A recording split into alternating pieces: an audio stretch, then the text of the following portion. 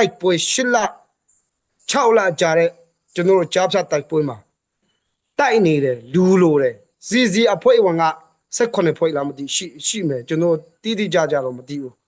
အဲ့ဒီရှိတဲ့အဖွဲ့ပေါင်းများစွာစုစည်းတဲ့ကြားထဲမှာစစ်တိုက်မဲ့သူကလူပေါင်း1000တောင်မပြည့်ဘူးလူပေါင်း1000တောင်မပြည့်ဘူး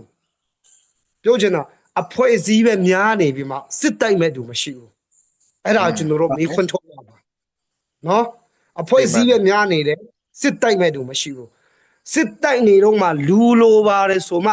ရှေ့တန်းမှာစစ်တိုက်တဲ့သူလူအကျန်းလိုအပ်နေတဲ့အချိန်မှာ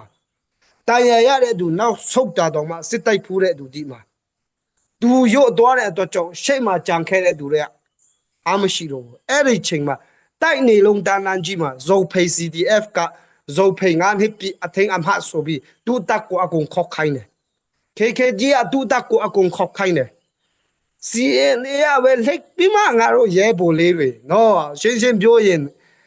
ချင်းပြည်နယ်တောင်ပိုင်းဖက်ကလာတဲ့မင်းသားကံပလဲဝါသားလေးတွေမတေမချင်းတိုက်ခိုင်းနေတာမရဘူးအဲ့လိုကြိုက်လားမကြိုက်ဘူးကျွန်တော်ပြောမှာပဲစီလူကြီးတွေလည်းမကြိုက်ရင်ကျွန်တော်ဌာနအချုပ်မှာနေတယ်ကြိုက်တဲ့သူလားရှင်းပါစေရတယ်